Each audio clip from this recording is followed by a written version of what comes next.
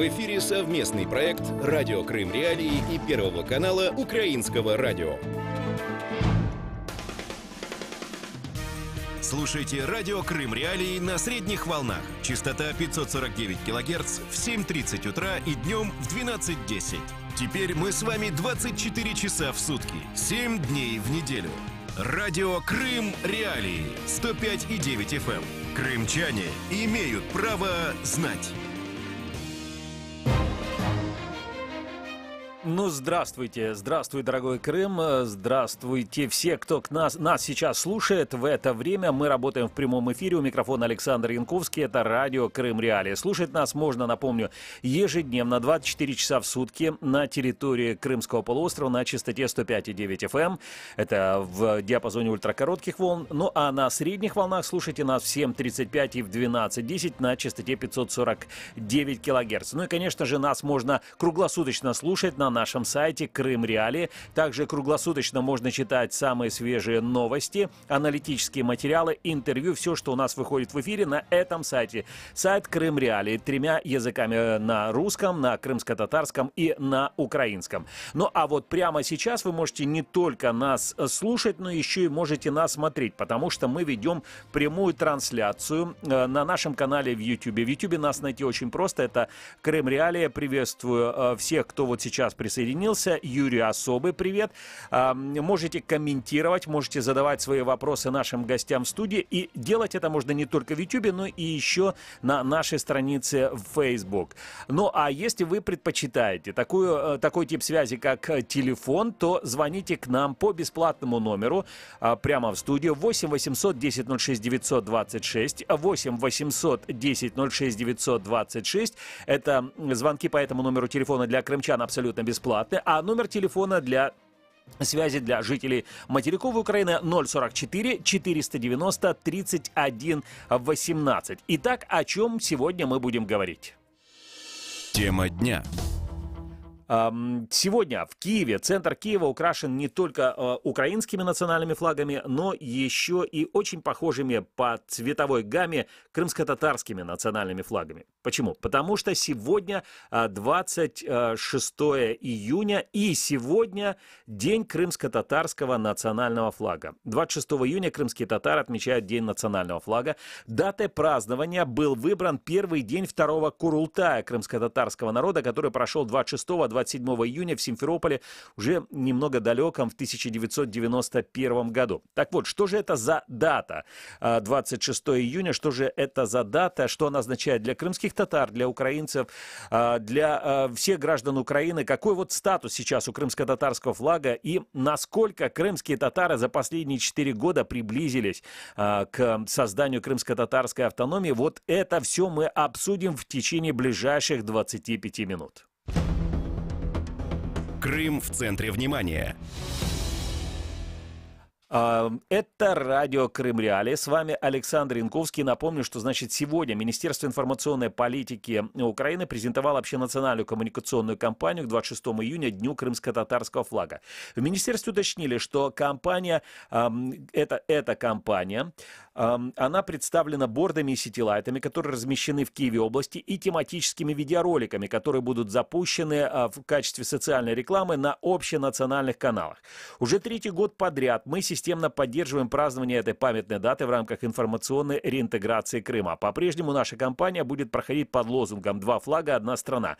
Эта коммуникационная кампания, как и другие мероприятия, является нашей возможностью хранить связь с оккупированным Крымом, где крымско-татарский флаг, как и украинский, являются персонами нон-грата, отметила первый заместитель министра информационной политики Украины Эмине Джапар.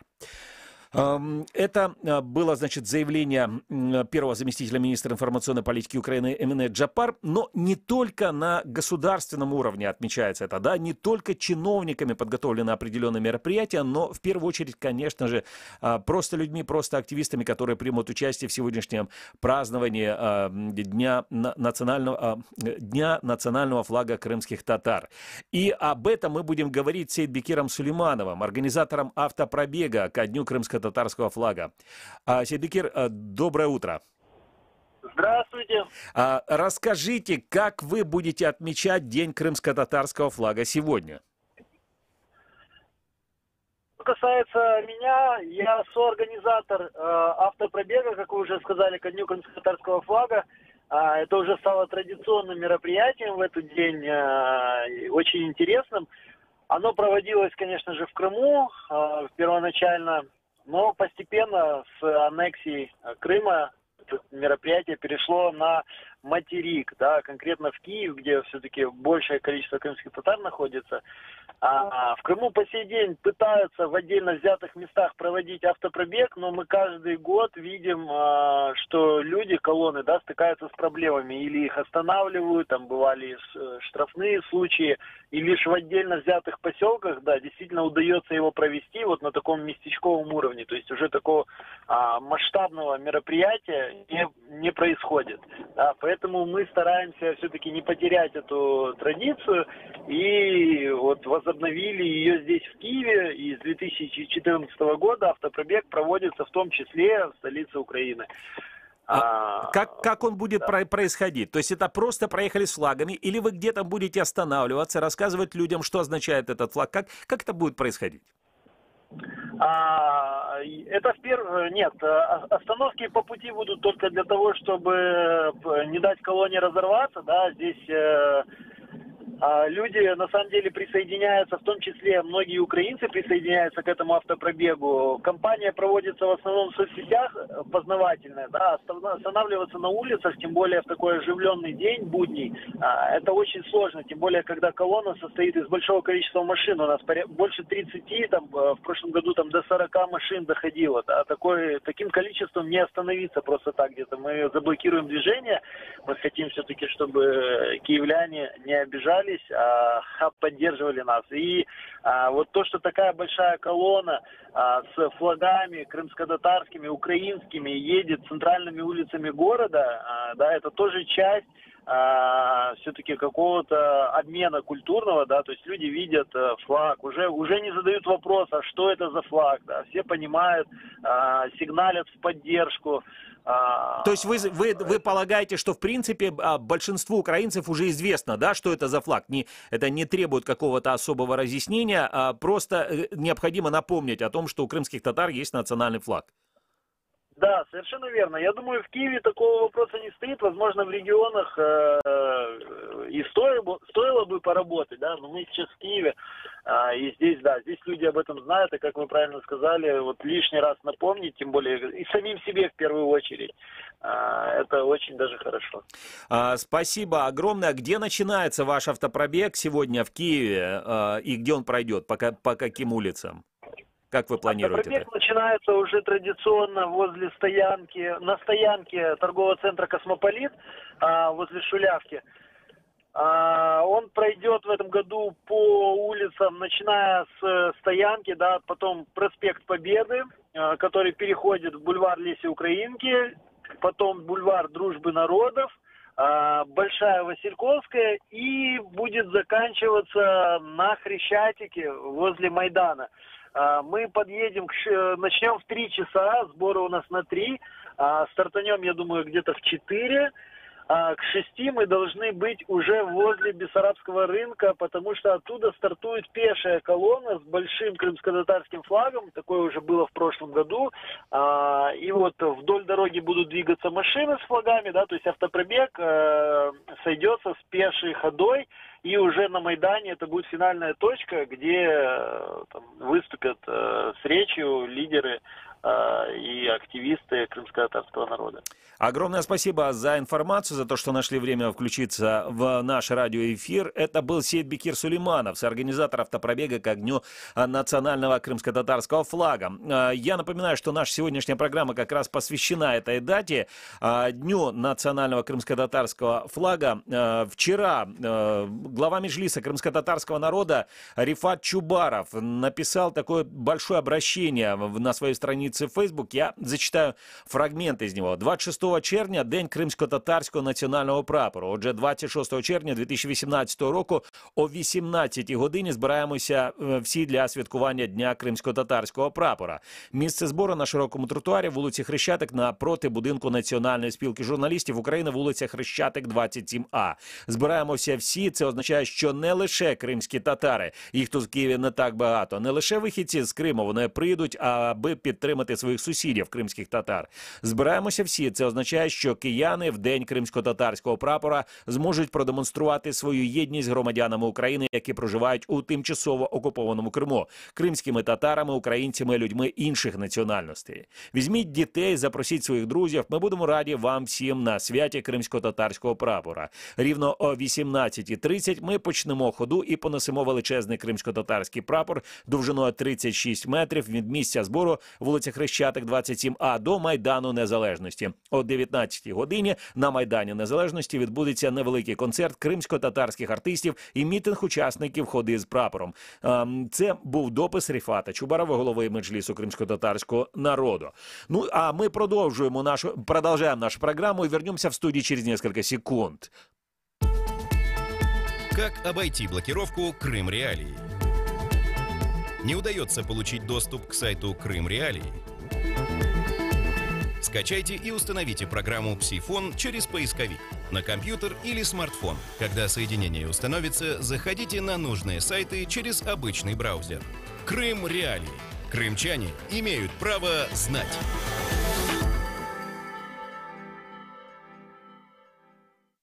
Вы слушаете радио Крым Реалии, с вами Александр Янковский. На самом деле День крымско-татарского флага, который мы сегодня обсуждаем, вот эту дату, что он означает для крымских татар, что он означает для граждан Украины других национальностей. Этот День крымско-татарского флага, он достаточно известен тем, кто живет и жил в Крыму, потому что в эту дату, да, это было достаточно массовое мероприятие на полуострове. А вот как сейчас проходит это мероприятие, мы поинтересовались у главы Центральной избирательной комиссии Курултая крымско-татарского народа Заира Смедляева. Давайте послушаем. Как раньше на центральной площади города Симферополя торжественно с установлением большого нашего национального флага, с музыкой, с концертной программой, с развлекательными номерами.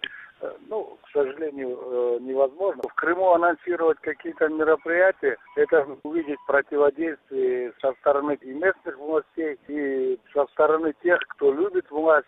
Крымские татары будут вывешивать эти флаги и на рабочих местах, и на домах, ну, традиционно в своих автомобилях. Кстати, неделю назад, вот такую вот интересную вещь заметил. Мы выезжали с Нариманом Джелял в Бахчисарай и возвращались обратно. И сказал, что я буду считать количество автомобилей, на которых имеется российский флаг. И мы вот съездили, нам порядка 2000 автомобилей, и среди них только на 19 я увидел российский флаг, ну и около 100 крымско-татарских. Получается, уровень их патриотизма значительно упал, а наш сохраняется, не падает, и я думаю, будет расти. Почему-то всем другим разрешается ездить со своими там флагами в другие дни, там, в том числе и с российскими флагами рассекали, и по Симферополю, и по Крыму. Никого не арестовывали, не задерживали, не штрафовали. В позапрошлом году, когда утопили в озере наш национальный флаг, когда там еще какие-то там, знаете, проводили песни, пляски, кокошники и всякая ерунда. Они поняли, что организовывать им массовые мероприятия бесполезно, потому что там масс не будет, в том числе и не будет тех масс военнопленных, которых они постоянно пытаются использовать, бюджетников, там еще кого-то. Напомню, что это вы сейчас слушали Заира Смедляева, глава Центральной избирательной комиссии Курултая крымско-татарского народа, о том, как будет отмечаться День крымско-татарского, национального крымско-татарского флага в Крыму 26 июня 2018 года. На самом деле, если мы посмотрим вот так называемые крымско-татарские СМИ на полуострове, на оккупированном полуострове, крымско-татарские, как правило, они там пишутся пишется через дефис, то мы практически не найдем никакой информации вообще об этом дне. Хотя этот день, я напомню, он был установлен еще в 1991 году. Именно, да, в честь первого дня второго Курултая крымско-татарского народа, который прошел с 26 по 27 июня в Симферополе в 1991 году. О том, что вообще означает эти цвета флага, о том, как появился этот флаг, дальше будем говорить в этой студии, правда, по телефону с Искандером Бариевым, членом Меджлиса крымско-татарского народа. Искандер, приветствую. Доброе утро. Искандер, принято ли вот среди крымских татар поздравлять с этим днем, вот как с праздником? Ну, да. Дело в том, Тогда что... с праздником. Спасибо большое. Вот, если теперь возможно, да, вот когда такой небольшой экскурс, если можно, нам в историю, как и когда появился вот такой флаг, который по цветам очень похож, ну вот в одной цветовой гамме, как и украинский флаг, тоже есть золотой, есть голубой, вот что все это означает? На самом деле голубое полотнище, крымско-татарский флаг, современный крымско-татарский флаг, сейчас мы отмечаем как День национального флага. И сама история произошла таким образом, что вообще настоящий цвет крымско-татарского флага — это небесный цвет, то есть голубое полотнище. Дело в том, что голубой цвет обычно использовали тюркские, в основном синий или голубой цвет используют тюркские народы, потому что считалось, и если далеко уйти даже в религию, в тенгрианстве, голубой цвет считается цвет бога Тенгри, вечного синего, бога вечного голубого цвета, вечного синего цвета. И поэтому, если мы возьмем многие тюркские народы, то у них обязательно либо в исторических их знаменах, либо в современных знаменах обязательно присутствует либо голубой, либо синий цвет. И поэтому вот цвет именно вот нашего знамени, он все-таки цвет такое голубое полотнище, как чистое голубое небо, светлое небо. А что означает золотая тамга, вот этот знак? Золотая тамга, это есть несколько значений. Вообще тамги, они использовались, опять же, у древних, у тюркских родов, использовались как печать. И дело в том, что в свое время каждый крупный род, он имел свою печать, и они когда-то отмечали именно свой скот. Для того, чтобы не путался скот у того или иного рода, принадлежащий тому или иному роду. И поэтому, в принципе, даже вот в русском, украинском языке таможня пошло название от слова тамги. То есть таким образом определялись своя территория, и, соответственно, на каждой территории обозначались, ставилась своя печать. Ага. Искандер, я прошу прощения, давайте мы сейчас к нашему разговору подключим еще нашего радиослушателя, который дозвонился к нам из Крыма. Доброе утро. Доброе утро. Да, Меня зовут Олег. Да, Олег, слушаем вас. Из Симферополя звоню. Насчет праздника татар, флаг, им никто в Крыму не запрещает праздновать этот день, они спокойно могут отмечать день своего флага. Ага. Но для крымчан это не праздник никакой, да. Для нас праздник — это российский флаг. Я понял. Хорошо, то есть сейчас мы услышим мнение Искандера Бариева, члена Меджлиса крымско-татарского народа, о том, никто не запрещает праздновать этот день этого флага в Симферополе. Что вы скажете? Ну, в Крыму в частности. Но в последнее время, когда мы говорим о праздновании данного флага, на самом деле было принято решение проводить День крымско-татарского флага в 2010 году, 29 августа, на одной сессии Курултая. И причем инициатива проведения праздника Дня флага, она принадлежит молодежи. И в свое время, когда мы в рамках школы молодого политика обсуждали с молодыми крымскими татарами, что необходимо нам, чтобы кроме траурного дня обязательно был день, чтобы мы могли отмечать день наших символов, день субъектности. И тогда появилась идея, и эта идея была предложена молодежи, чтобы организовать вот такой день и инициировать перед Курултаем. И с тех пор было принято решение, была такая инициатива и принято решение отмечать День крымско-татарского флага. В 2007 году впервые мы запустили акцию «Зажги огонек в своем сердце». В 2008 году была подобная инициатива, в 2009 году впервые был проведен праздник, и уже с 2010 официально было принято решение.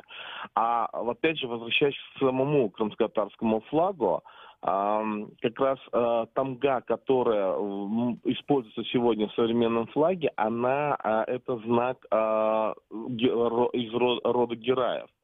И она имеет ряд значений, и разные есть описания. Одно из значений – это тарах-тамга, то есть как расческа. Второе значение – это весы, равноправие, миролюбие, уравновешенность. И третье значение – это сокол. То есть, если обратить внимание, то мы видим, как летит вверх сокол.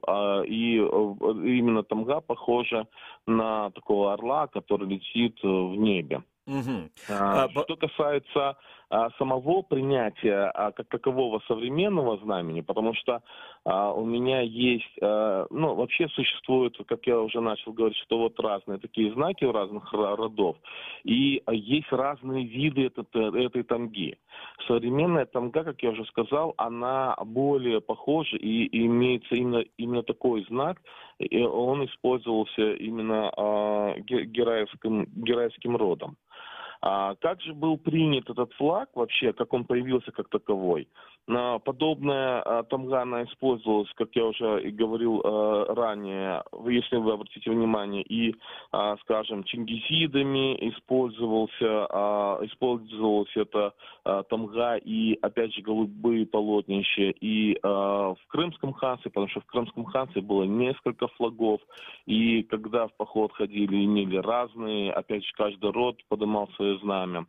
А уже в 1917 году, когда собрался первый Курултай, тогда было принято официальное решение использовать голубое полотнище. Первоначально вообще даже флаг у Крымской Народной Республики, он представлял три полосы. Верхняя и нижняя была голубого цвета, а средняя полоса, она была золотистого или желтого цвета. Ну и впоследствии, конечно, там уже вначале был именно в такой форме принято знамя, как государственное. Ну и впоследствии стало использоваться именно тамга и то, что мы видим сейчас. Вот конечно, такой флаг, как сейчас, да, вот этот голубое полотнище на нем. Как сейчас, в полном таком виде, он все-таки появился впервые в 1917 году на Курултай и был принят как государственный флаг. А когда уже крымские татары начали возвращаться на историческую родину, и на втором Курултае, это уже в 1991 году, открытие было 26 июня, и он длился до 29 июня, и как раз именно на втором Курултае, на первой сессии второго Курултая, были приняты все символы. И тогда флаг именно в таком виде, который мы используем, по сегодняшний день, он был принят как национальный крымско-татарский флаг. То есть, видите разницу, да, 17-й год и 1991 год, и соответственно, был принят гимн, тогда как национальный гимн, это слова Нумана Челебиджихана, и, соответственно, музыка, флаг, и, соответственно, была тогда уже идея, чтобы разработать Конституцию, хотя в 1917 году также была принята Конституция. Понятно. Эскандер, у нас просто времени не очень много. Скажите, вот на сегодняшний день есть ли какая-то реакция вот тех российских чиновников, которые контролируют сейчас ситуацию в Крыму, Крыму на проведение Дня крымско-татарского флага непосредственно на полуострове?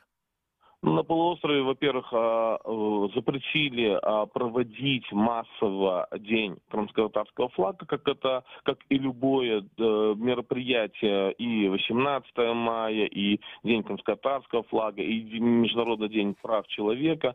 Потому что крымские татары под эти мероприятия всегда проводили массово, проводили на центральной площади города Симферополя. Сегодня вы видите, это подобные мероприятия проводить невозможно, но при всем том люди... Эскандер, огромное спасибо, что нашли время включения. Мы уже уходим из эфира. Спасибо всем, кто был в это время с нами. Напомню, что сегодня мы говорили про День национального крымско-татарского флага, и он сегодня продолжает отмечаться в Киеве и других городах Украины. Оставайтесь с нами на волнах радио Крым Реалии.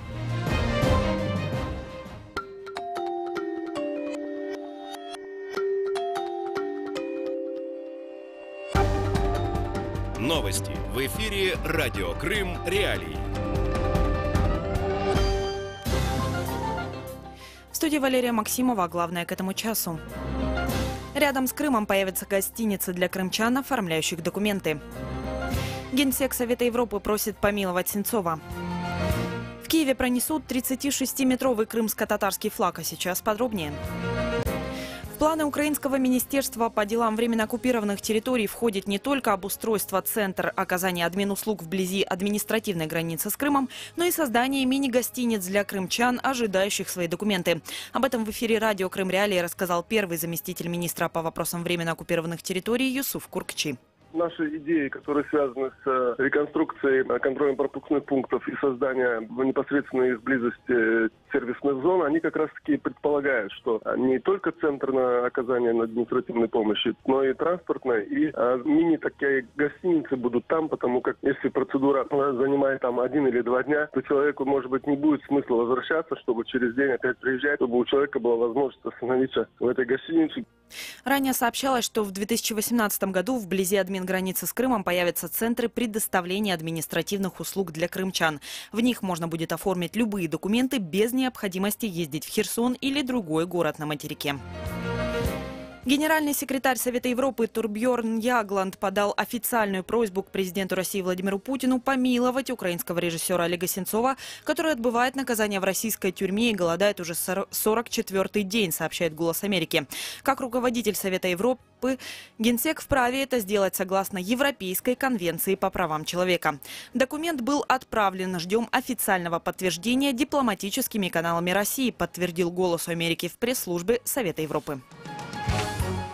26 июня в Киеве на Майдане состоится празднование в честь Дня национального флага коренного народа Крыма. Как сообщил глава Меджлиса крымско-татарского народа Рифат Чубаров, по Крещатику пронесут крымско-татарский флаг длиной 36 метров. Позднее на Майдане состоится концерт крымско-татарских артистов и митинг участников шествия с флагом. Сегодня днем в Крыму солнечно, температура до 28 градусов тепла. В районе Чангара и Новоалексеевки такая же погода. Керченская переправа и все 3 пункта пропуска на админгранице с Крымом работают в штатном режиме. В студии Валерия Максимова. Оставайтесь на волне радио Крым Реалии.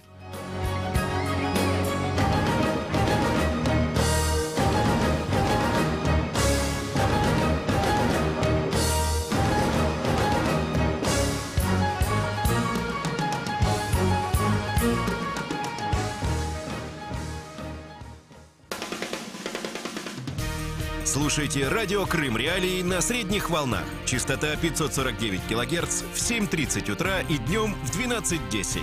Теперь мы с вами 24 часа в сутки, 7 дней в неделю. Радио Крым Реалии 105,9 FM. Крымчане имеют право знать. Вы слушаете радио Крым Реалии, с вами Александр Янковский. И слушайте нас ежедневно, 24 часа в сутки на частоте 105,9 FM на территории всего Крыма. Также можете слушать нас и смотреть на наши трансляции на нашем канале YouTube. Найти нас там очень просто, мы так и называемся, Крым Реалии. И точно так же находите нас в Facebook, тоже находите нашу страницу Крым Реалии. И там прямо сейчас тоже идет трансляция. Ну и звоните, конечно же, к нам в эфир по телефону 8 810 06 926. Задавайте ваши вопросы, высказывайте ваше мнение, пожелания. Звонки по этому номеру телефона из Крыма абсолютно бесплатные. А номер телефона для жителей материковой Украины 044 490 31 18. Ну а сейчас о том, о чем мы будем говорить в ближайшие полчаса. Тема дня. Тема дня на самом деле, может вам показаться, она не напрямую связана с Крымом, но мы стараемся все-таки подбирать такие темы, обсуждать такие темы, которые в той или иной степени затрагивают Крымский полуостров. Вот сегодня мы поговорим в эти 25 минут, мы поговорим о принятой 22 июня резолюции Организации Объединенных Наций, которая определяет вывод российских миротворцев из непризнанной Приднестровской Молдавской Республики. Вот насколько вероятно вообще, что Россия пойдет на выполнение этой резолюции? Есть ли шансы, что резолюция ООН, ну вот вообще она может быть когда-то выполнена добровольно? Собирается ли Россия вообще выполнять такие резолюции? И готова ли Россия, да, по резолюции ООН освободить от своего присутствия Крым, например? Вот все это мы обсудим в ближайшие 25 минут. Крым в центре внимания. Итак, 22 июня Генеральная Ассамблея ООН приняла резолюцию «Полное безусловное выведение иностранных военных сил с территории Республики Молдова», в котором выразила глубокую обеспокоенность продолжением дислокации отдельной группировки российских войск на территории Молдовы без согласия этой страны и без согласия ООН. Документ также призывает Россию завершить без условий и без дальнейших промедлений упорядоченный вывод этой военной группы, напоминая Москве о ее давнем обязательстве сделать это. Проект резолюции подала Молдова. Его соавторами стали еще 10 стран, среди них и Украина. Против резолюции проголосовали только 18 стран, за нее было 64 государства и еще 83 воздержались.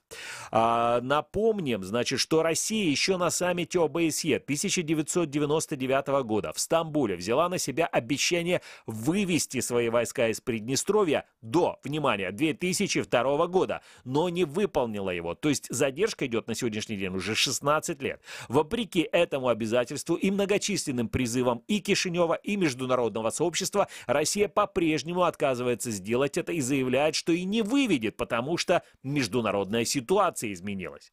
А в самой Молдове, кстати, президент страны Игорь Додон назвал инициативу прозападного правительства Молдовы подать эту резолюцию на рассмотрение Генассамблеи ООН очередным антироссийским демаршем и пиар-акцией правительства. Но вот зато премьер-министр Молдовы Павел Филипп поблагодарил страны, которые в Генассамблее ООН поддержали резолюцию и пообещали продолжить дипломатическую работу с теми, кто голосовал против. По его словам, принятие резолюции стало признаком солидарности с его правительством и доверия к нему со стороны международного сообщества.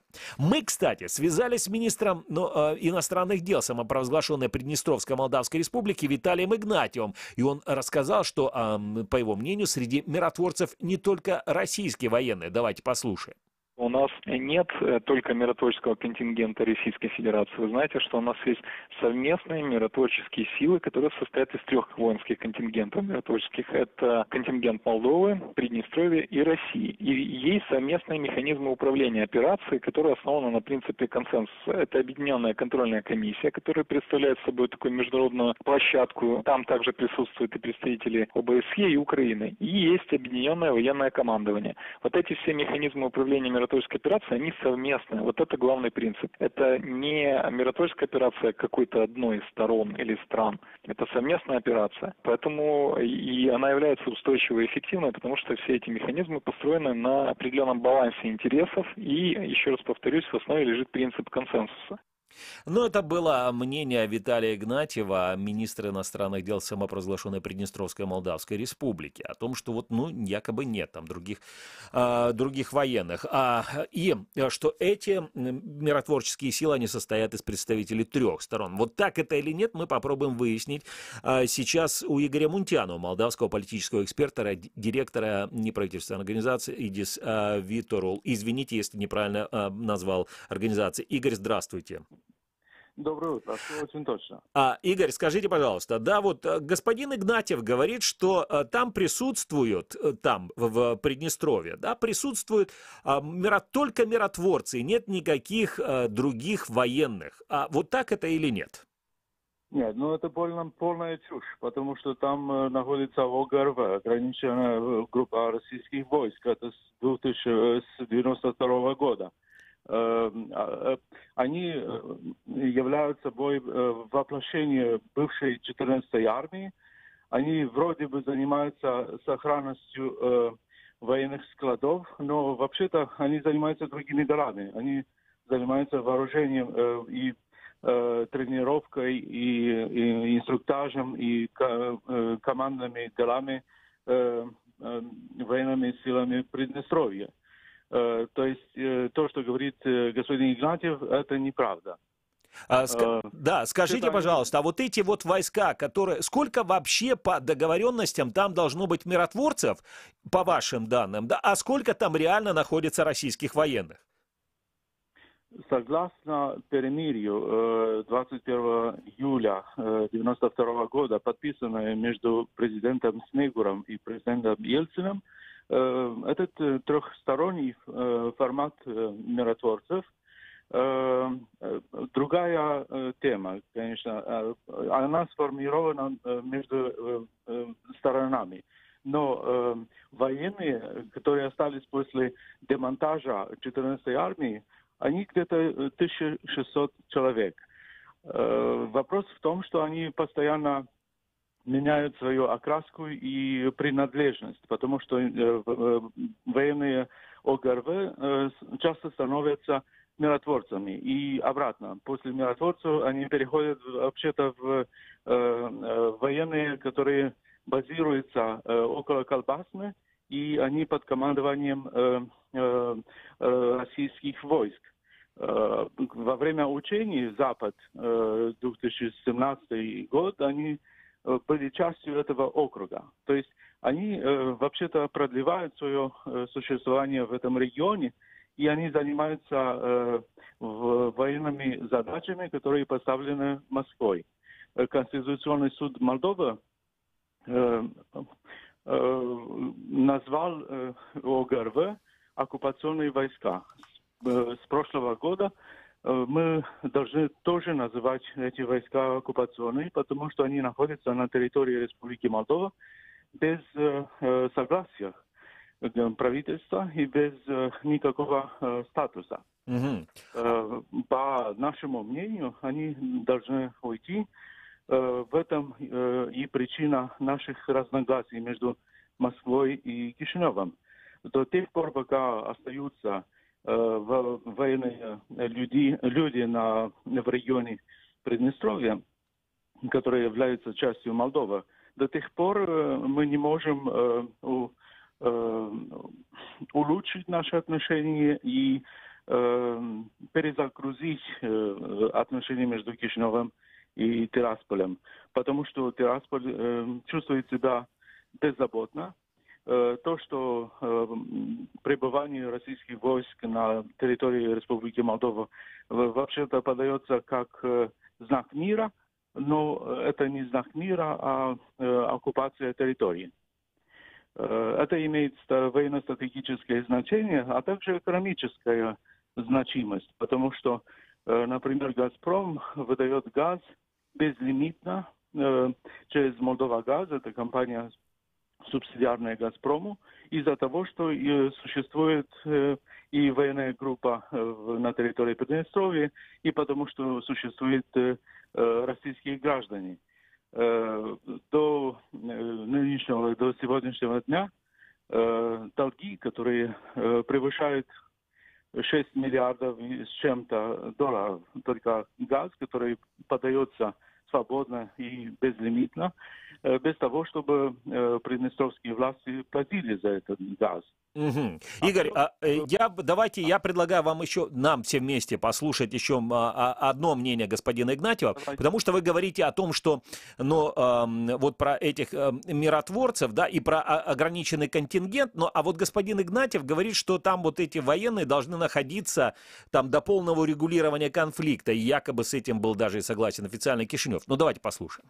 Мы говорим о миротворцах, потому что на территории Приднестровья нет других военнослужащих, которые не занимались бы миротворческой деятельностью. И ОГРВ является тем механизмом, который участвует в ротации миротворческих батальонов в зоне безопасности. Раз в полгода они заменяются. Поэтому мы говорим о том, что Приднестровье в принципе против любых форм трансформации миротворческой операции до момента окончательного урегулирования молдо-приднестровских отношений. Это определено и в рамках соглашения 92 года базового, на основе которого функционирует миротворческая операция. Это определено множественными договоренностями Молдовы и Приднестровья. Есть также, как вы знаете, из нашего пресс-релиза и совместное заявление президентов Молдовы, Приднестровья и Российской Федерации, где четко сказано, что любые действия в части миротворческой операции возможны только после окончательного всеобъемлющего урегулирования. Вот поэтому наша позиция соответствует договорному механизму и также говорит о том, что недопустимы никакие действия, которые могут создать угрозу миру, безопасности на Днестре. Сегодня миротворцы — это эффективный механизм, мы знаем об этом, и он функционирует даже несмотря на то, что есть там достаточно непростые иногда обстоятельства, работает уже 26 лет и доказал свою эффективность и уникальность. Поэтому мы считаем, что этот механизм очень важен, потому что он создает основания, в том числе и для ведения политического диалога. У нас нет других вариантов. Если Молдова выйдет из соглашения 92 года, то ситуация может вернуться по состоянию на 92 год. Поэтому, конечно же, разрушение миротворческого механизма является очень серьезной угрозой для дестабилизации региональной обстановки. И мы считаем, что такого рода угрозы крайне опасны и могут иметь непредсказуемые последствия.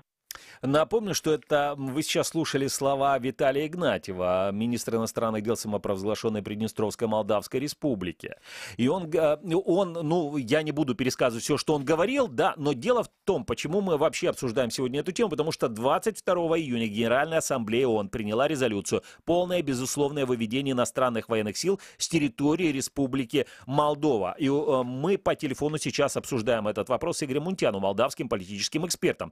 Игорь, скажите, пожалуйста, вот когда господин Игнатьев говорит о том, что нет никаких других военных на территории Приднестровья, кроме как миротворцев, вы сказали, что это не так, что там есть и другие российские военные. Но теперь вопрос стоит так. Молдова также выступает за то, чтобы также были выведены и миротворцы или нет?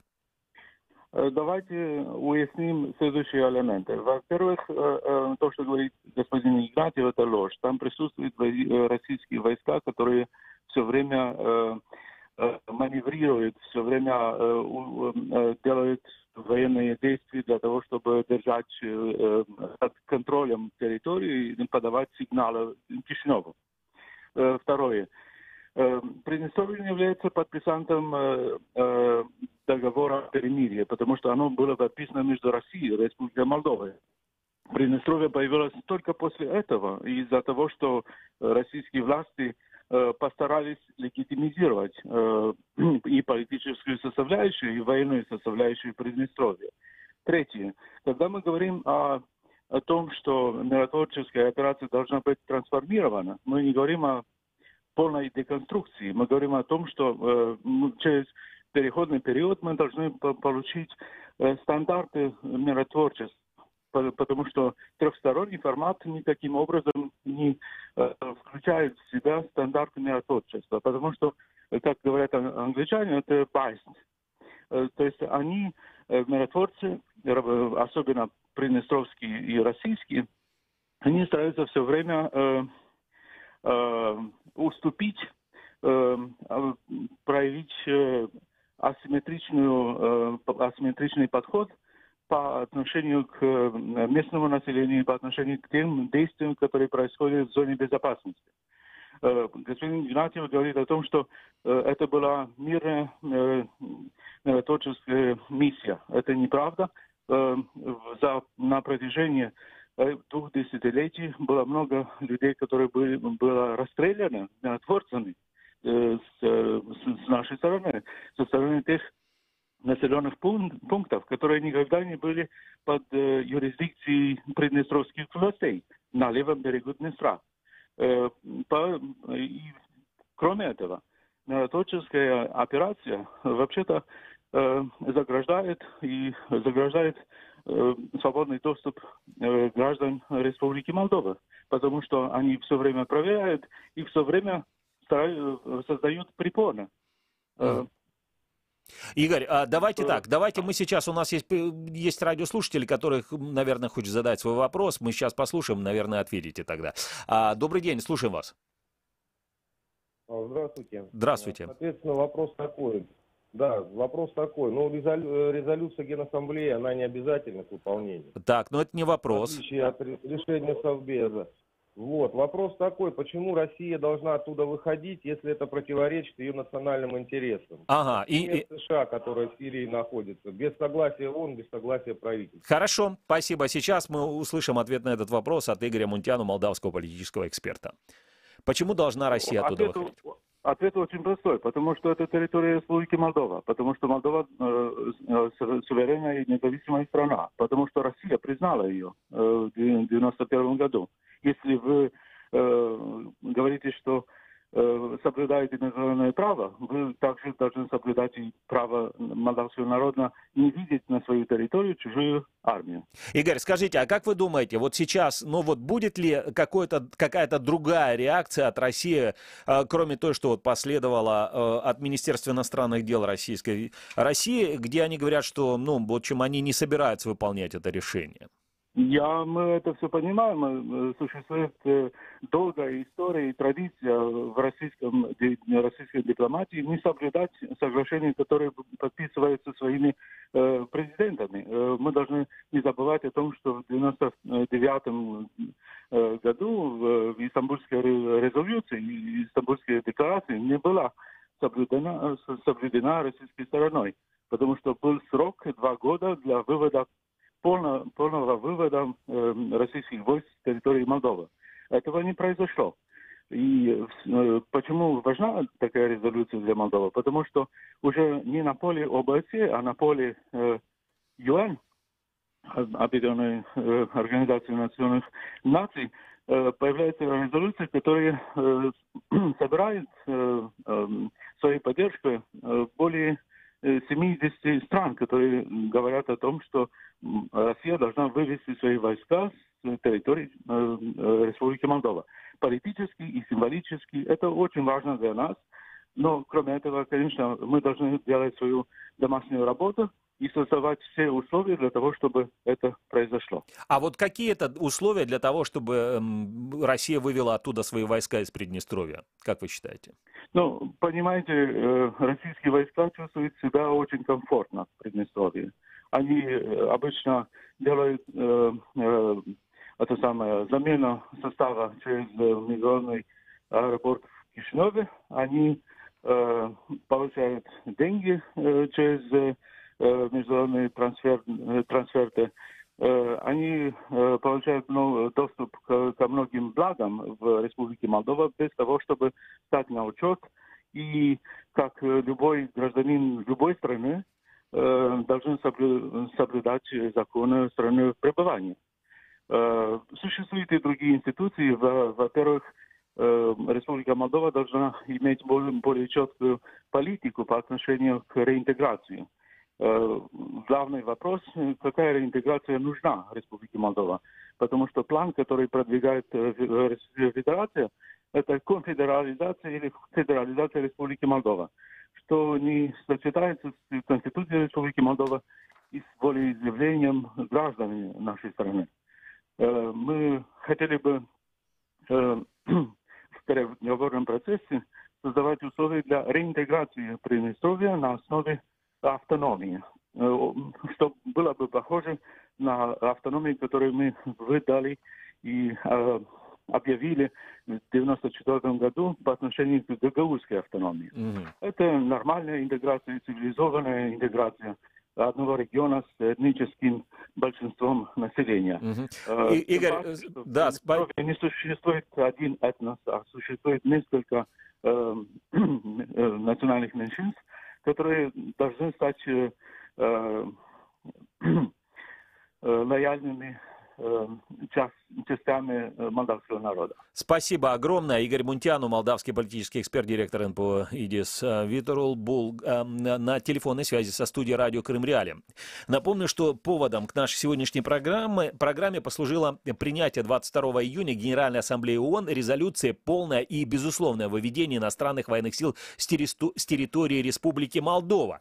Кстати, старший научный сотрудник Института мировой политики Леонид Литра сказал о том, что, значит, Россия выполнит резолюцию, в том, что Россия выполнит резолюцию, он сомневается. Давайте послушаем, это у нас третий файл, значит, о том, что Россия выполнит резолюцию, он сомневается. Я не ожидаю от России, скажем так, каких-то действий в положительную сторону, которые как бы для нас, поскольку бывали случаи похожие, где Россия не занимала правильную сторону истории, поскольку Россия очень часто утверждает о том, что там находится, к примеру, в Сирии по воле правительства Асада, да, а когда мы говорим о Молдове, то Молдова не приглашала никогда российские войска там, но они там находятся. Поэтому я не ожидаю никаких каких-то резких шагов со стороны России и думаю, что, скорее всего, данная резолюция больше работает как такой будильник, напоминание о том, что это существует. И думаю еще, что вот один минус данной резолюции — это то, что не предусматривает призыв к каким-то санкциям за невыполнение, поскольку резолюция просит только о выводе войск, но не говорит о том, какие должны быть меры со стороны международного сообщества в случае того, если Россия не будет сотрудничать и не будет выводить свои войска. Это было мнение Леонида Литры, старшего научного сотрудника Института мировой политики. Мы продолжаем программу. Напоминаю, что вы слушаете радио Крым Реалии. Далее будем говорить с Русланом Кермачем, политическим аналитиком Фонда демократические инициативы. Руслан, приветствую вас. Доброе утро.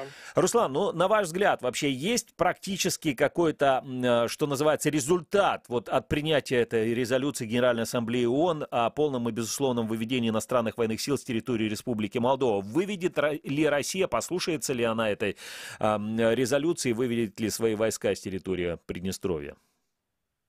К сожалению, моя позиция где-то близка к позиции, которую в вашем эфире тоже озвучил Леонид Литра. Все-таки нужно понимать, что Россия обязательства по выведению так называемой объединенной группы российских войск. Когда мы говорим про российские войска в Приднестровье, важно для себя четко понимать, что есть военный миротворческий контингент, который имеет основания там пребывать по соглашениям от 1992 года, как в составе миротворческой миссии. Да? Это части воинского контингента России, Молдовы и Приднестровья, непризнанная, тоже имеет свою компоненту.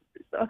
В этой резолюции, которая была принята, речь не идет об этом миротворческом контингенте, это важно понимать, потому что российский МИД и Москва в целом ухватились именно за полностью переиначили, можно сказать, содержание этой резолюции и начали акцентировать на том, что якобы пытаются подорвать миротворческие усилия. Речь не идет о миротворческих усилиях в данной резолюции. Речь идет о приблизительно около, никто даже точно не знает цифру, от 1500 до 2000 человек вооруженных сил, представителей российских вооруженных сил, бывшей советской армии 14-й, которые имеют такую занимательную аббревиатуру ОГРВ, Объединенная группа российских войск, у которых нету никакого правового статуса. То есть они просто находятся на территории суверенного государства Молдова, просто потому что находятся, Молдова.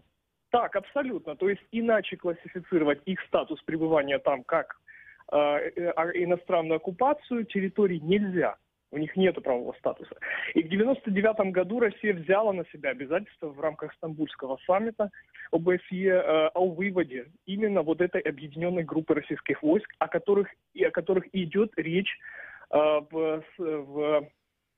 раз-таки в этом в резолюции Генассамблеи. Так? Как мы понимаем, 19 лет уже прошло, почти 20 лет, не было никаких последствий это не возымело. И я действительно согласен с Леонидом. мы все время говорим про Донбасс, мы говорим про Минские соглашения и так далее, и видим в некоторой степени зеркальную ситуацию в Республике Молдова, когда есть часть российских войск, фактически оккупационных войск, так, без статуса, которые находятся на территории. Россия не исполняет это решение, и действительно логичным было бы вырабатывать какие-то механизмы, возможно, санкционного характера для того, чтобы эту проблему двигать как-то с мертвой точки. То, что Россия, возможно, и не возымеет этого эффекта, это уже второй вопрос, но реакция какая-то должна, в принципе, логично было бы, чтобы последовало. Руслан, у меня такой вопрос. Скажите, а вот это со стороны России, то, что она игнорирует или там вообще противостоит этим резолюциям, на ваш взгляд, Россия повышает ставки в этой игре? Она заинтересована в том, чтобы там конфликт превратился в горячий? Или, ну вот что вообще стоит за действиями России? Честно говоря, что России нужно разворачивать, в принципе, это не нужно и Западу и так далее. И во многом, мне кажется, что вот это решение, оно все-таки, несмотря на то, что оно необходимо и важно, лишний раз и международному сообществу напоминать о той ситуации, которая складывается, и для нас, с точки зрения безопасности, я напомню нашим слушателям, что этот регион Приднестровский в значительной степени примыкает к Одесской области, и когда были военные обострения, и не только, мы часто были обеспокоены, да, не только объединенной группой российских войск, но также и складами. Понятно. Руслан Кермач был на прямой телефонной связи со студией радио Крым Реалии. Руслан Кермач, политический аналитик Фонда демократические инициативы. Напомню, что сегодня в этой программе мы говорили о принятии 22 июня Генеральной Ассамблеи ООН резолюции полное безусловное выведение иностранных военных сил с территории Республики Молдова.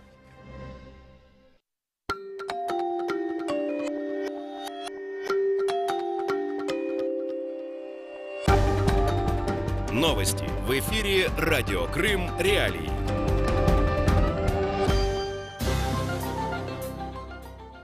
В студии Валерия Максимова. Главное к этому часу. Поклонская выступает за упрощение получения российского паспорта в Крыму. Владимир Балух голодает 100 дней. Денисова требует доступа к украинским политзаключенным. А сейчас подробнее.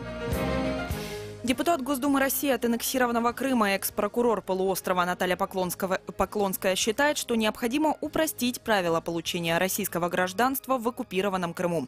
Об этом Поклонская сообщила после общения с жителями Крыма, которым не выдают российские паспорта или же отбирают их. Поклонская привела в пример историю с бывшим зампрокурора Симферополя Александром Шкитовым, который сначала лишился российского гражданства, а затем и работы.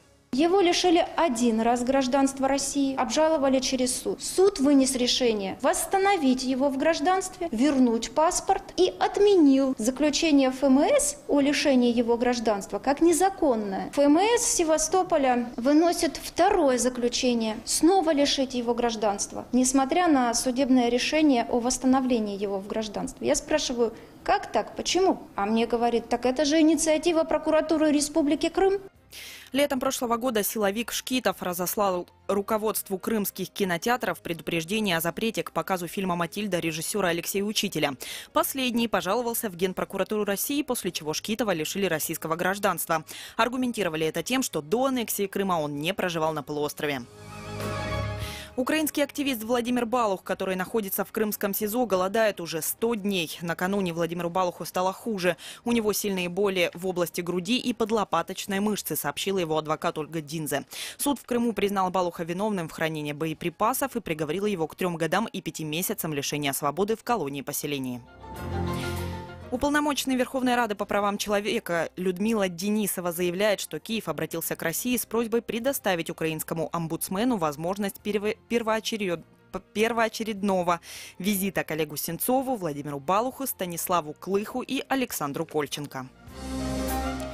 Сегодня днем в Крыму солнечно, температура до 28 градусов тепла. В районе Чангара и Новоалексеевки такая же погода. Керченская переправа и все 3 пункта пропуска на админгранице с Крымом работают в штатном режиме. В студии Валерия Максимова. Оставайтесь на волне радио Крым Реалии.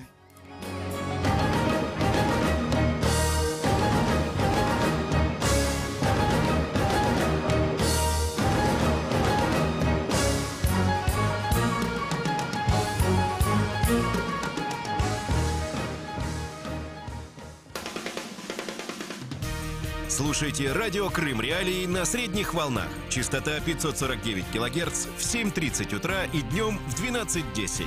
Теперь мы с вами 24 часа в сутки, 7 дней в неделю. Радио Крым Реалии 105,9 FM. Крымчане имеют право знать.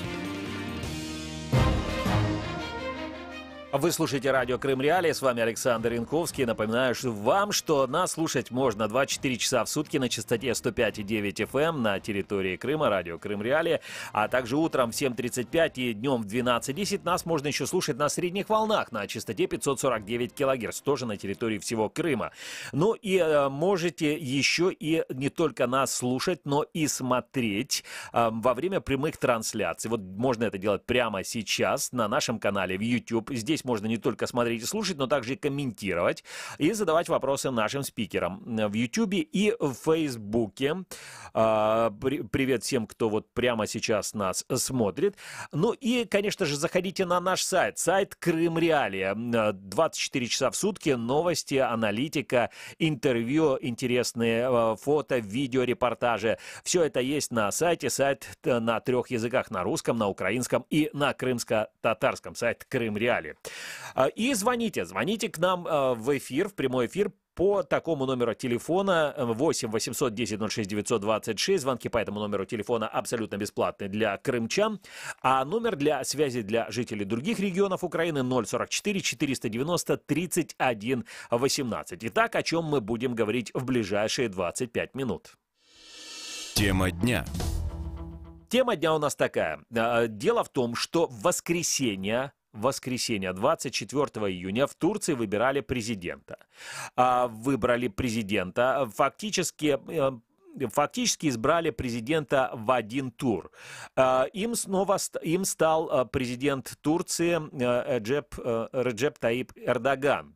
Вот что поменяется, это было многими было предсказано о том, что это будет победа вот именно этого кандидата. Но что же означает для региона вообще причерноморского, что означает победа Таипа Эрдогана для Украины? Что это означает для России? Что это означает для аннексированного Россией Крыма? Вот поменяется ли в Турции политика внешняя после выборов президента? Изменится ли позиция турецкого руководства в отношении Крыма, Украины и России? И будет ли Турция также продолжать свое участие в освобождении политических заключенных на территории Крыма и России, поддерживать крымских татар? Вот обо всем этом и поговорим в ближайшие 24 минуты.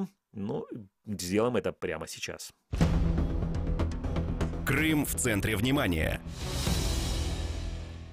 Перед эфиром мы связались с корреспондентом телеканала «Настоящее время» в Турции Юлия Дрозд, которая следила за тем, как проходили выборы, и спросили у нее, как прошли эти выборы, были ли нарушения и как вообще отреагировали турки на победу Эрдогана. Давайте послушаем. Мы вчера были весь день, работали на избирательном участке. Весь день шли люди, приходили семьями, голосовали. Явка очень высокая, 86-87%. Наблюдатели отмечают, что очень мирно проходили выборы. Единственное, что были сообщения об угрозе безопасности голосования на юго-востоке страны. Избирательная комиссия Турции сказала, что разберется с этими жалобами, но пока никаких заявлений не было. Официально глава комиссии подтвердил, что 100% бюллетеней вот сейчас уже посчитано, и Эрдоган и его партия получают большинство. Оппозиция также заявляла, что были нарушения, но в конце концов все равно не признали, что Эрдоган победил. И Муарем Инже, оппозиционный кандидат, призвал его быть президентом для всей страны. Для партии Эрдогана два сюрприза на этих выборах.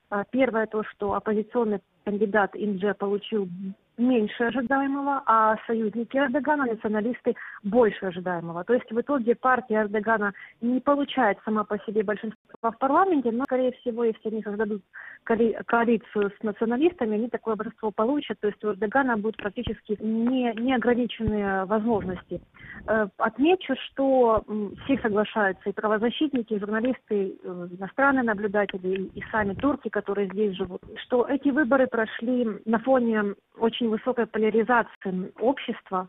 Я имею в виду сторонников и противников Эрдогана. Если раньше это просто были те, кто ему симпатизирует, и те, кому он не нравится, то сейчас есть, с одной стороны, те люди, которые отдали свою жизнь за легитимное правительство во время попытки переворота, и их родственники. И есть те, кого арестовали, это тысячи людей. После переворота в большинстве своем это беспочвенные абсолютно обвинения. И вот вчера мы столкнулись с такой ситуацией. На участке приехал голосовать один из высокопоставленных членов партии Эрдогана, а избирательный участок в том районе Стамбула, где традиционно поддерживает больше оппозицию. И одна женщина, она вот просто с негодованием реагировала на то, как приехали на машинах с сиренами, с охранами эти чиновники. Она говорит, впервые сейчас мы чувствуем ненависть по отношению к власти. Раньше это просто было симпатия или антипатия. Сейчас мы чувствуем впервые ненависть. Вот такая вот поляризация.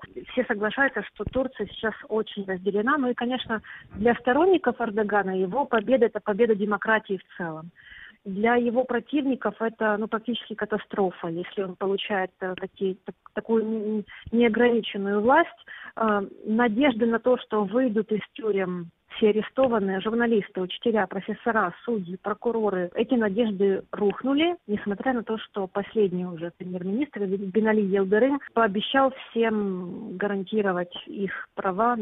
Единственное, что в последние дни перед выборами Эрдоган намекал на то, что он все-таки отменит чрезвычайное положение, которое 7 раз продлевали после попытки переворота. Вот прямо сегодня я смотрю местные новости, заседает правительство, вот они сейчас принимают какое-то решение касательно перехода к новой форме правления президентской республики.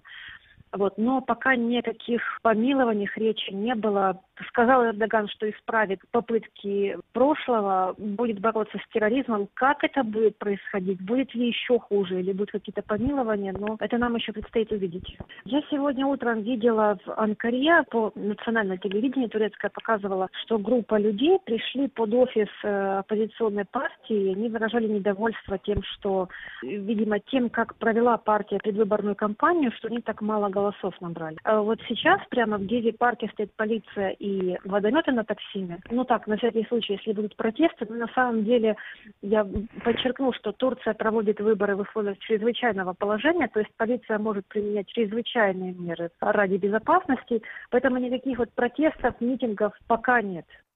Напомню, что это была Юлия Дрозд, корреспондент телеканала «Настоящее время» из Стамбула. Она включалась и рассказывала о том, как проходили выборы в этой стране, выборы президента. И напомню, что выборы президента там состоялись в воскресенье. Выборы прошли достаточно спокойно, хотя перед этим были многомиллионные демонстрации, как в поддержку действующего президента, так и в поддержку оппозиционных кандидатов. И действительно, это все могли видеть. Было много очень людей, как что называется, которые поддерживают и действующую власть, и оппозицию, и все прошло достаточно тихо и мирно. И Турция получила нового старого президента, наверное, с новыми полномочиями. О том, как выборы, то, что снова стал президентом господин Эрдоган, как это все скажется на его внешней политике, на политике Турции. Об этом мы будем говорить с Ахтемом Чийгозом, заместителем главы Меджлиса крымско-татарского народа. Ахтем ага, приветствую вас. Доброе утро. Скажите, на ваш взгляд, что-то поменяется радикально в политике Реджепа Таyyипа Эрдогана в отношении России, Украины и Крыма? То, что Эрдоган последние годы демонстрировал стабильные, теплые отношения к Украине, я думаю, что это продолжится. И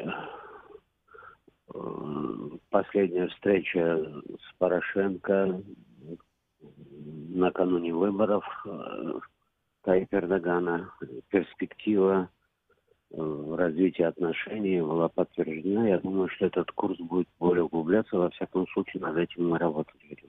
Дело вот в том, что... кстати, давайте послушаем господина Эрдогана во время его встречи с украинским президентом Петром Порошенко. Это небольшой кусочек. Я еще раз заверил господина Порошенко, что Турция продолжит поддерживать суверенитет Украины, ее территориальную целостность, включая Крым, и политическую консолидированность. Мы не признавали и не признаем незаконной аннексии Крыма. Мы очень довольны поддержкой, которую оказывает Украина крымским татарам, которые доказали верность своей стране. Мы продолжим внимательно следить за положением наших братьев и поддерживать этот вопрос в международной повестке дня. Мы верим в важность шагов, которые будут сделаны в дипломатическом и правовом поле для преодоления беззакония в Крыму. Напомню, что сейчас вы слушали фрагмент выступления президента Турции Реджепа Таyyипа Эрдогана во время его встречи с украинским президентом в Киеве Петром Порошенко. Также напомню, что мы беседуем сейчас с Ахтемом Чийгозом, заместителем главы Меджлиса крымско-татарского народа. И Ахтем Чийгоз, напомню, был освобожден во многом благодаря стараниям именно турецкого президента. Ведь это так было, да? Да, где-то я бы сказал, что в общем-то усилия и нашего президента, и Мустафа Ага, и международного сообщества, и вот участие непосредственно Эрдогана дало результат. Ахтем, скажите, пожалуйста, насколько вообще у господина Эрдогана Крым является приоритетом? Крым, вот отношения с Украиной и Россией, насколько это приоритетно в его политике? Мы бы хотели, конечно, более такого активного участия, но Россия не дает, не готова совсем, скажем так, все инициативы Эрдогана проявить в поддержке и в отношениях к нам, и в том числе присутствие на полуострове гуманитарных миссий. Но будем надеяться, что это постепенно, вот это вот давление, которое растет против Путина, будет усиливаться. И тут четкая позиция, выраженная Эрдоганом, будет иметь еще и другие формы проявления.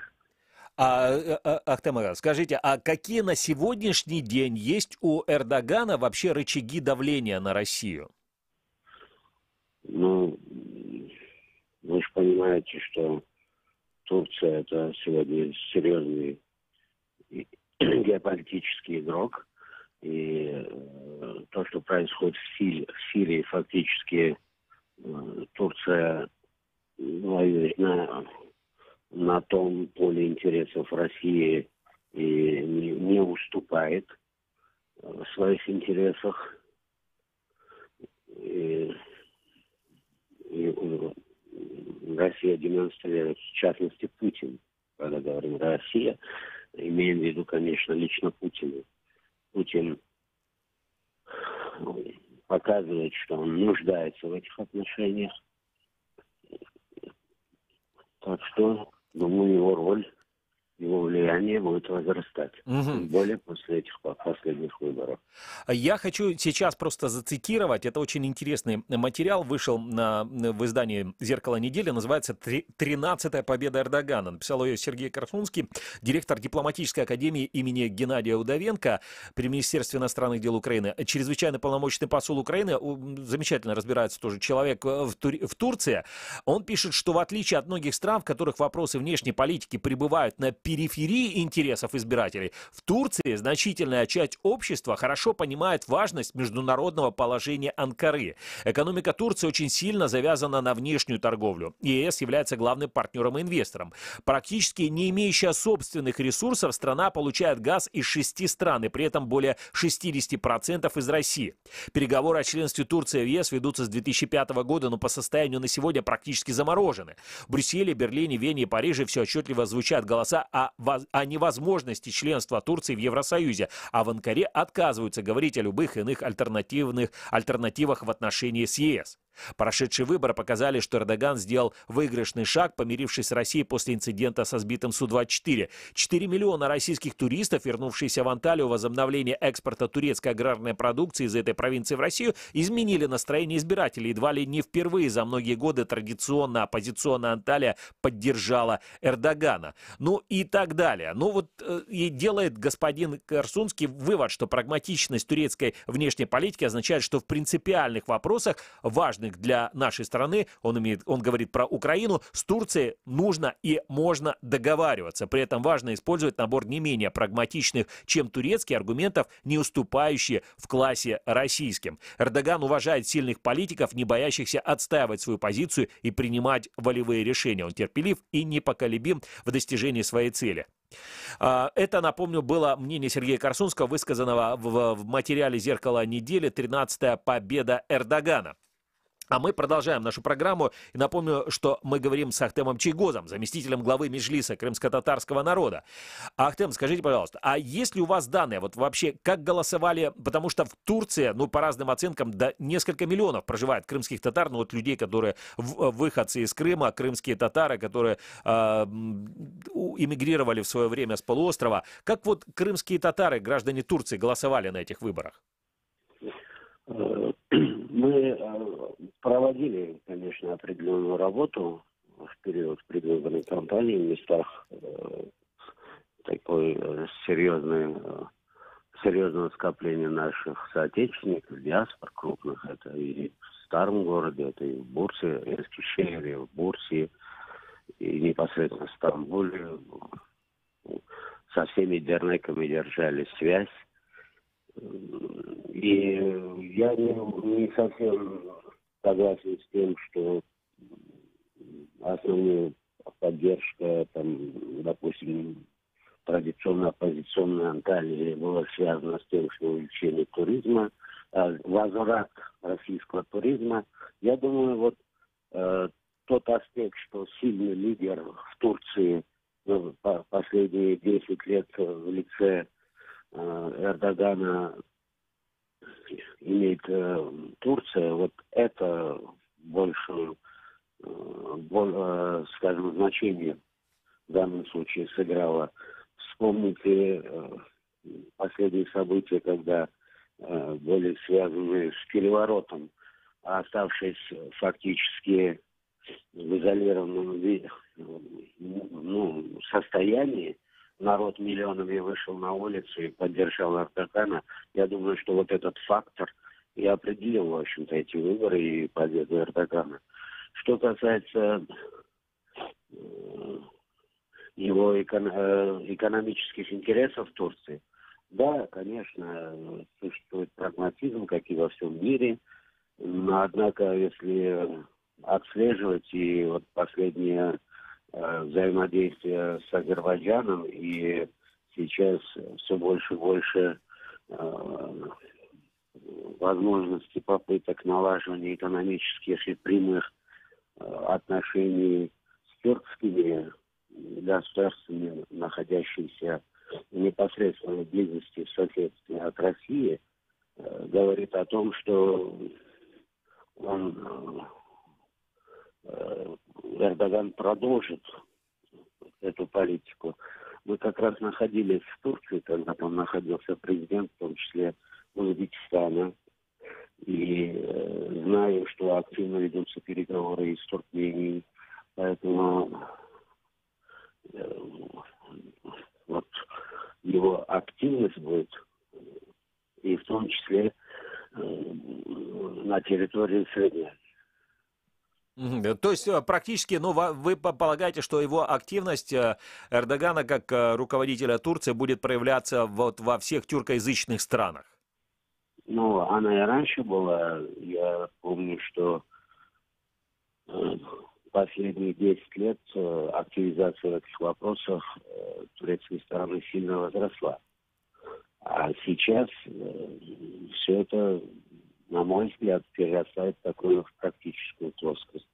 А вот отношения с Украиной, они стали более такими последовательными, глубокими и теплыми. Я сам тоже участвовал в нескольких таких встречах официальных. Мне было приятно, что наши два государства, а для крымских татар Украина является нашей родиной, Турция нашим братским государством. Для нас, конечно, это было приятно, и мы активно продолжаем в рамках наших возможностей сближать и углублять это сотрудничество. Спасибо. Ахтем Чайго, заместитель главы Меджлиса крымско-татарского народа, был на прямой телефонной связи со студией радио Крым Реалии. Напомню, что сегодня у нас в центре внимания выборы президента Турции, которые состоялись в минувшее воскресенье, 24 июня 2018 года. По предварительным данным, но в первом же туре одержал победу на этих выборах действующий президент Турции Реджеп Таyyip Эрдоган. Что это означает вообще и будет ли какое-то изменение внешней политики кабинета Эрдогана теперь? Потому что, существенно, по словам экспертов, расширяются полномочия. Это уже будет, президент, но с другими полномочиями. Вот это далее будем обсуждать с Михаилом Магидом, публицистом и специалистом по Ближнему Востоку. Михаил, приветствую вас. Добрый вечер, добрый день. Доброе утро, я бы даже сказал. Михаил, на ваш взгляд, стоит ли ожидать какого-то, другого Эрдогана? Или это будет продолжение той же политики, которую мы, имеется в виду, все люди, наблюдали у руководителя Турции за последние годы? Если вы имеете в виду именно внешнюю политику... Да, внешнюю политику, конечно. Да, то, скорее всего, это будет продолжение того же самого курса. Просто по той причине, что Эрдогану нет никакого смысла его менять. Дело в том, что этот курс был достаточно успешным. Эрдоган очень умело лавирует между несколькими державами. Он, например, ведет сложные переговоры с Соединенными Штатами, например, о покупке новейших видов оружия, о размещении своих войск в Сирии, о занятии каких-то крупных территорий в Сирии. Вот последнее — это то, что под его контроль должен перейти город Мангадж, который занимают курдские формирования американцы. И Эрдоган добился уступок. Ему должны американцы теперь передать этот район. Если американцы начинают какие-то высказывать сомнения, он тогда делает следующее. Он начинает переговоры с Россией о покупке русского оружия, что очень не нравится американцам. Он приезжает в Сочи, он ведет переговоры с иранцами, а Иран сейчас, об этом президент Трамп неоднократно заявлял, что Иран — это один из главных, по его мнению, противников Америки. И таким образом Эрдоган добивается уступок от одних, от других, лавируя между несколькими силами. И это очень успешная политика, во всяком случае в том плане, что она позволяет ему брать под контроль турецкой армии все новые и новые районы Сирии, которые он, забирает, И второе, это позволяет ему получать, например, то оружие, которое он хочет получить, Вот американцы, там была попытка Сената заблокировать поставки новейших самолетов США F-35 в Турцию, но, тем не менее, Эрдоган добился уступок, ему сейчас эти самолеты продают, а в то же время он ведет переговоры с Россией о покупке оружия, что американцам не нравится, но они, в общем, с этим ничего не могут сделать. То есть, если считать, что те цели, которых добивается Эрдоган, что реализация этих целей, которые поставил перед собой Эрдоган, она разумна, она соответствует интересам турецкого государства, то его политика в этом смысле достаточно успешна. Поэтому зачем ему, собственно, ее менять? Я не вижу никаких причин. Хорошо. Как вы думаете, что касается турецкого, такого, можно сказать, треугольника, турецко-российско-украинских отношений, здесь на чьей стороне будет Турция?